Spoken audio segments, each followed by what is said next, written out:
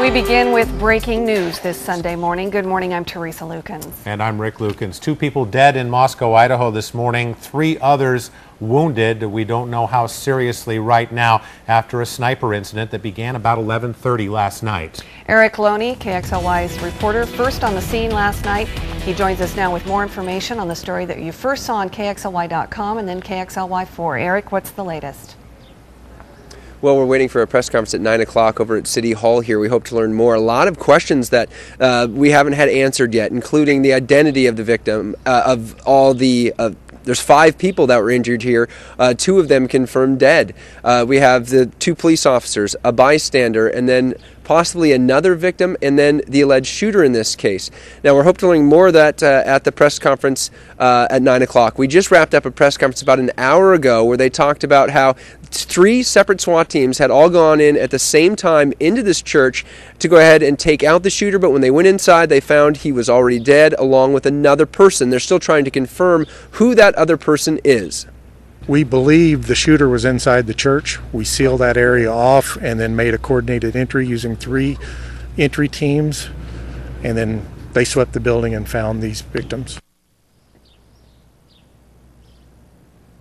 So right now, so the SWAT teams have left. The active shooter situation, the sniper situation, is over. Now this has turned into an investigation. We saw 5 or 6 Idaho State Police detectives walk into the police department about a half hour ago. Now they're going to take over this investigation and try to determine and try to answer all those questions that we have about who this was and why it happened.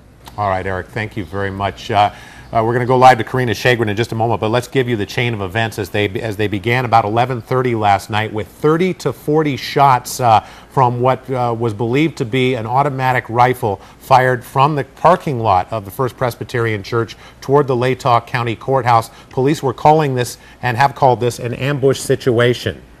Responding to the scene first was a Moscow police officer. He was shot and injured. Again, we don't know the extent of his injuries at this point. And then a Latah County Sheriff's deputy who went in to assist was also shot by the sniper. And a bystander, as Erik mentioned, shot. He is in surgery this morning. Again, we do not know the full extent of their injuries, but one man who responded to the scene, who actually works for a local TV station in Moscow, said that he did see an injured person laying in the street and some blood. Now, about 1 o'clock was the time the last shot was heard. Then about 6:30 this morning, SWAT teams did enter the church. They found 1 man dead. They say he is the shooter. They found another man dead in a separate room in the church. They're trying to determine his identity, whether he was a shooter or indeed a victim. We got our first look at the church live this morning just a few moments ago. Karina Shagren is live now in Moscow. Karina, what was the scene like at the church when you were there? Well, right now, we were there about 20 minutes ago, and actually right now it's still blocked off. You cannot get very close to the church right now.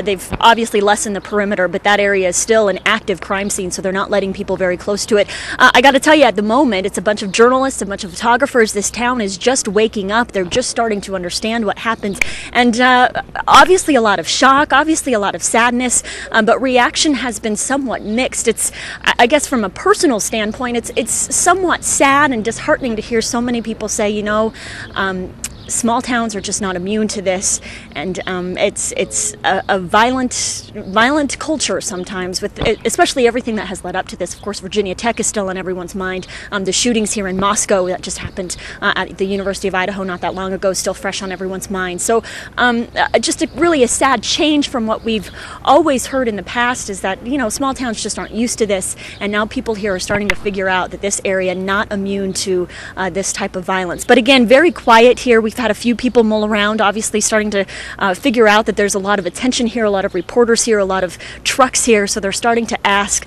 You know, it's our job. This is what we do on a daily basis. We inform people of the news, and sometimes, like today, it's not always that easy. It's not fun to tell people, and just seeing people's faces when they finally absorb everything that happened, when they finally realize how many shots were fired, how violent this actually was, to see their faces is somewhat difficult. But then as they mull it over again, and they think, well, I guess this is what happens. That's really the sad part this morning. Should mention, we've talked to a number of people this morning. Myself and our photographer have just been out kind of trying to see what's been going on around here.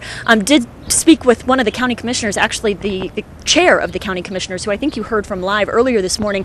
He mentioned he got a phone call from his daughter, who actually lives in London. She's a teacher in London, and she found out about this on a website, the New York Times website. So obviously reaction worldwide, not only here, but there's concern all across the world this morning. And Karina, that community just a little quieter today because classes have let out for the year at the University of Idaho, yes?